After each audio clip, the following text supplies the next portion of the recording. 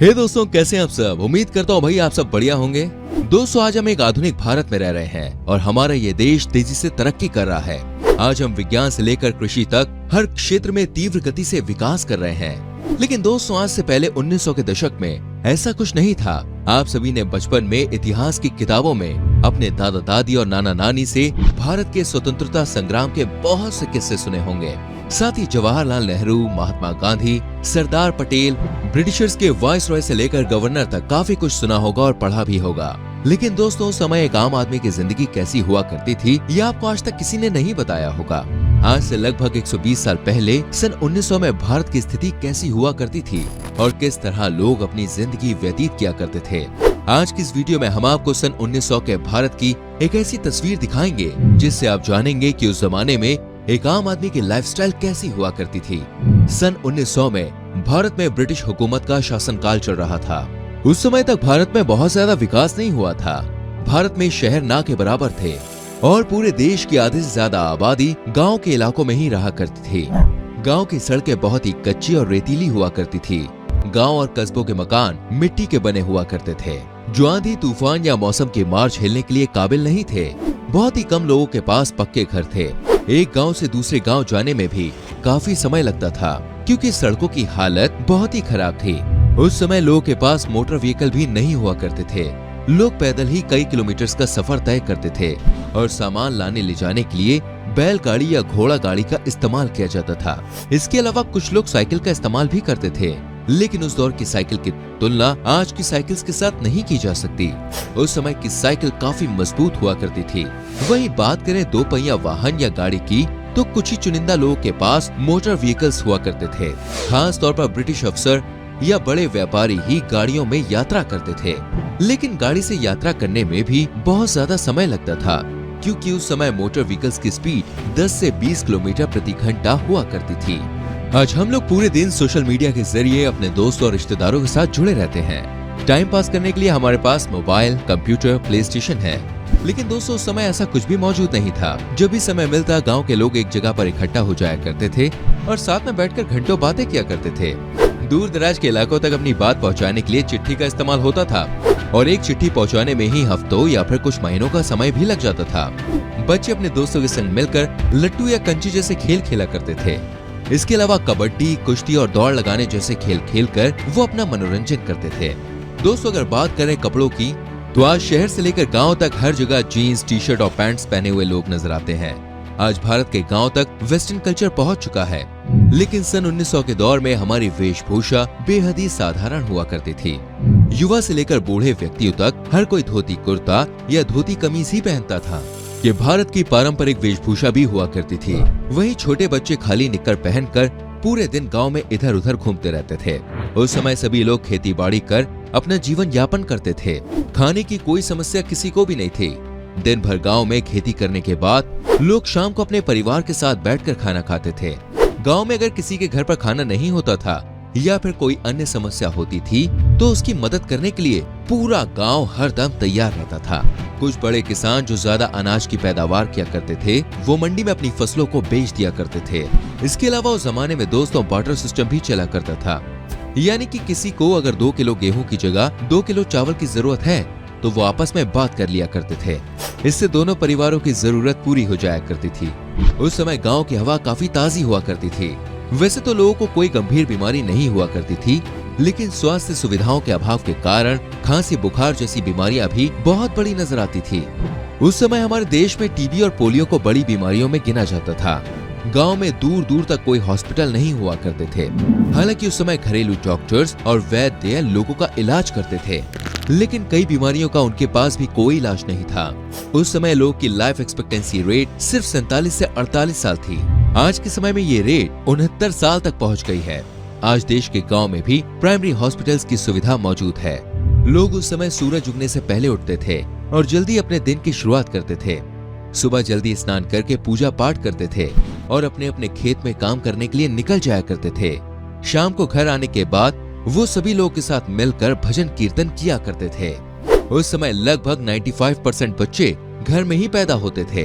वहीं आज के समय में 90% बच्चे अस्पतालों में पैदा हो रहे हैं। इसलिए माँ और बच्चों दोनों का जीवन काफी हद तक सुरक्षित हो गया है।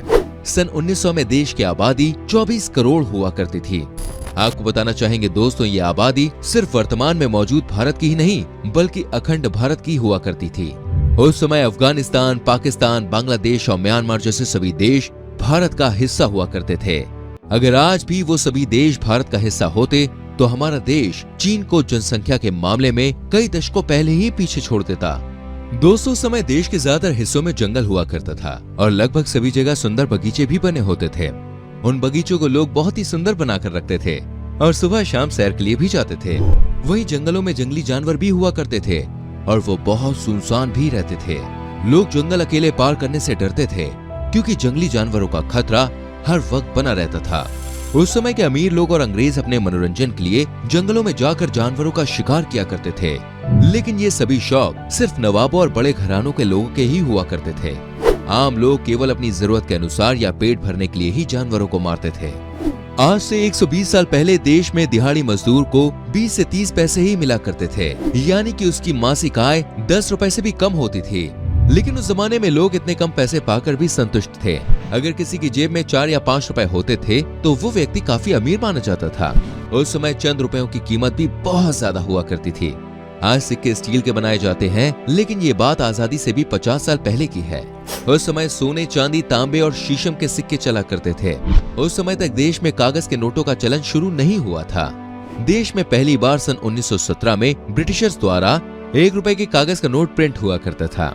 आपको बताते दोस्तों, उस समय के लोग अंधविश्वास, भूत प्रेत और टोने टोटके पर भी काफी विश्वास करते थे। बीमारी होने पर लोग वैद्य या डॉक्टर के बजाय तांत्रिक और बाबाओं के पास जाया करते थे। लोगों का विश्वास धर्म कर्म पर बहुत ज्यादा था। देश के बहुत ही कम इलाके ऐसे थे जहां पर बिजली पहुंच पाई थी और वो भी दिन के बहुत कम समय तक ही उपलब्ध थी। रात के समय लोग लालटेन का इस्तेमाल किया करते थे। खाने के लिए सभी जगह लकड़ी के चूल्हे का ही इस्तेमाल किया जाता था। गांव की औरतें कुएं से आकर पानी भरती थीं। कुएं के आसपास औरतों का जमघट लगा रहता था। घरों में लोग शौचालय बनाने को अच्छा नहीं मानते थे, इसलिए लोग खेत या जंगलों में ही शौच और मल मूत्र के लिए जाया करते थे। क्योंकि उस समय लोग के पास दोस्तों यातायात के लिए बहुत ज्यादा साधन मौजूद नहीं थे, इसलिए लोग शादी भी आसपास के गांव में ही करना पसंद करते थे।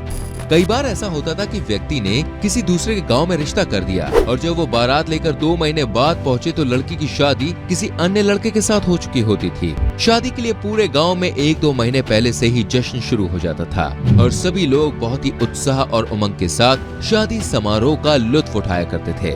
1900 के समय में देश में कुछ बैंक तो थे, लेकिन ब्रिटिश हुकूमत के कारण लोगों को बैंकिंग सिस्टम पर विश्वास नहीं था।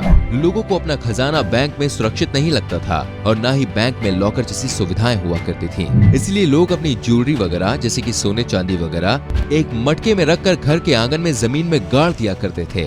इसके बाद शादी समारोह या किसी इमरजेंसी सिचुएशन में उस खजाने को बाहर निकाला करते थे। दोस्तों, तब हमारे देश में शिक्षा के लिए बच्चों को गुरुकुल भेजा जाता था, लेकिन ब्रिटिशर्स ने देश में स्कूलों की शुरुआत की। सन 1900 में देश में लगभग 4000 स्कूल बन चुके थे, लेकिन उन स्कूल में पढ़ने वाले बच्चों की संख्या बहुत कम थी। साथ ही उस समय में देश में केवल 540 कॉलेजेस थे और 7-8 ही यूनिवर्सिटीज हुआ करती थीं। लेकिन आज देश ने एजुकेशन की फील्ड में बहुत ही तेजी से तरक्की की है।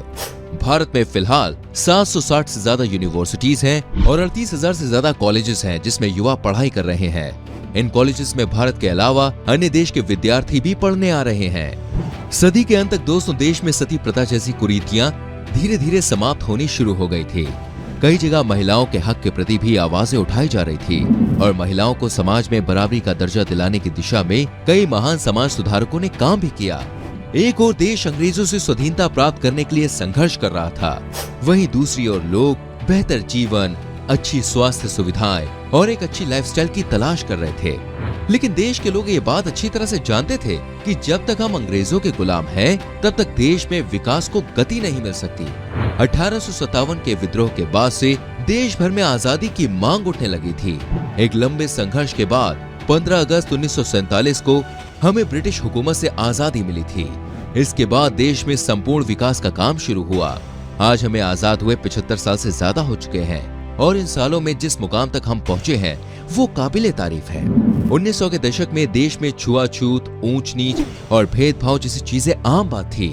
वहीं आज सभी धर्म और जाति के लोग एक दूसरे के साथ एक स्कूल में बैठकर पढ़ाई कर रहे हैं, एक साथ खाना खाते हैं, खेलते कूदते हैं जो देश के विकास के लिए अत्यंत ही महत्वपूर्ण है। दोस्तों, ये था 19वीं सदी का भारत जो समय के साथ बदलता गया। ये वीडियो देखकर आपको पता चल गया होगा कि देश ने 120 सालों में कितनी तरक्की की है।